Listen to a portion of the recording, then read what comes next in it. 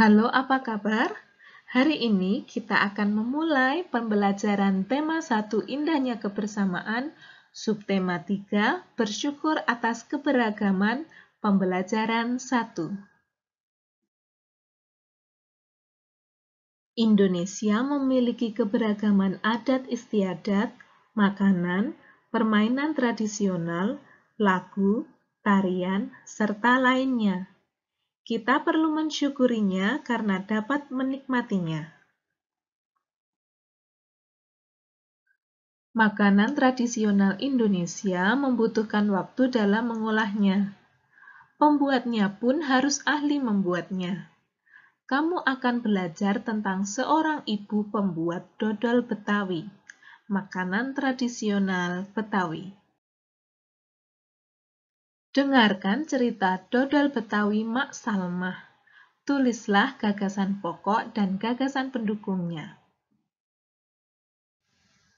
Dodol Betawi Mak Salmah. Sebentar lagi kota Jakarta akan berulang tahun. Seperti tahun-tahun sebelumnya, Mak Salmah menerima banyak pesanan. Mak Salmah adalah pembuat dodol tradisional Betawi di kampungnya. Biasanya, ketika menyambut ulang tahun kota Jakarta, banyak pertokoan yang mengadakan festival Betawi.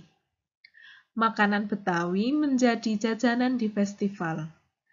Kerak telur, bir peletok, dan dodol Betawi menjadi primadona makanan dalam menyambut Dirgahayu Jakarta. Sudah sejak seminggu yang lalu, Mak Salmah bekerja keras. Ia dan beberapa ibu-ibu tetangganya membuat adonan dodol. Ketan, gula merah, gula pasir, dan santan dicampur menjadi satu. Membuat dodol Betawi membutuhkan kerjasama. Tidak hanya perempuan, laki-laki pun terlibat dalam pembuatannya. Biasanya, Mak Salmah dan ibu-ibu menyiapkan bahan, memarut kelapa, dan menumbuk beras ketan. Adonan dituang kawa, lalu diaduk hingga kental.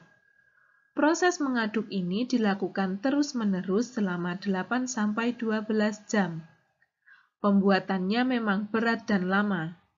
Oleh karena itu, pembuatan dodol Betawi membutuhkan kerjasama. Untuk memenuhi pesanannya, Mak Salmah selalu melibatkan tetangga-tetangganya. Mak Salmah ingin rezeki yang diperolehnya dari dodol Betawi tidak dirasakannya sendiri. Mak Salmah juga ingin dodol Betawi selalu dikenal. Ia ingin warga di sekitarnya juga ikut melestarikan makanan tradisional milik kampung sendiri. Dodol Betawi Mak Salmah ikut melestarikan budaya, memupuk kerjasama, serta menjalin keakraban antar warga. Nasi uduk adalah makanan tradisional Betawi. Apa makanan favorit di daerahmu? Apakah kamu juga menyukai makanan khas daerah lain? Dan bagaimana pendapatmu dengan beragamnya makanan khas negeri kita? Tahukah kamu bahwa banyak sekali makanan khas daerah di negeri kita? Berikut adalah beberapa contohnya. Sego jamblang atau nasi jamblang adalah makanan khas dari Cirebon, Jawa Barat. Nama jamblang berasal dari nama daerah di sebelah barat kota Cirebon. Nasi pecel adalah sarapan kesukaan masyarakat Madiun, Jawa Timur. Lontong sayur sangat mudah kamu temui di Jakarta dan Jawa Barat sebagai menu sarapan favorit. Kemudian ada nasi krawu.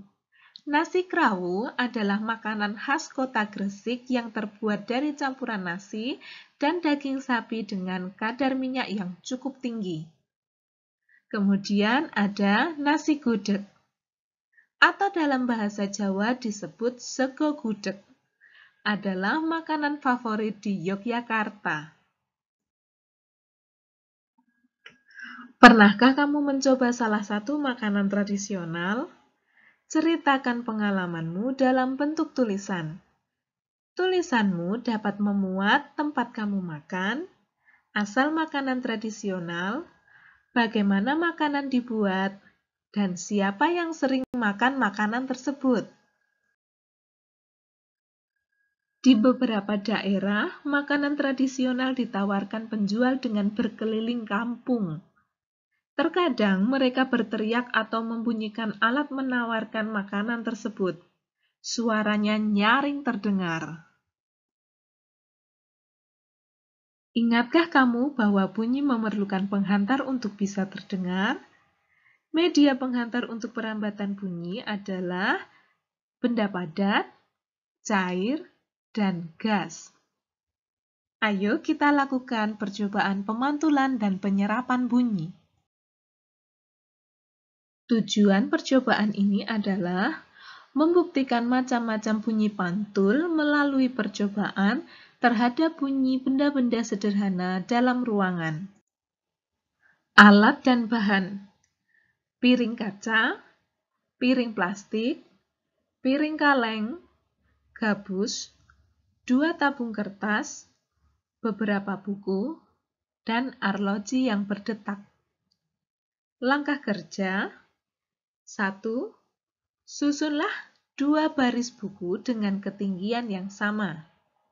2. Letakkan tabung-tabung di atas buku dengan hati-hati. 3. Pegang arloji di telingamu. Dengar baik-baik untuk meyakinkan bahwa kamu mendengar bunyi detak arloji. 4. Letakkan arloji ke dalam salah satu tabung. Dengarkan dari ujung tabung yang lain. Apakah kamu dapat mendengar bunyi detakan jarum arloji? 5. Minta temanmu untuk memegang piring atau benda lain di ujung tabung yang lain. Apakah sekarang kamu dapat mendengar bunyi detakan jarum? Tulislah laporan kegiatan percobaan tentang sifat bunyi yang baru saja kamu lakukan. Buatlah laporan seperti format laporan di buku paket halaman 137. Sekian pembelajaran hari ini, sampai berjumpa di pembelajaran berikutnya.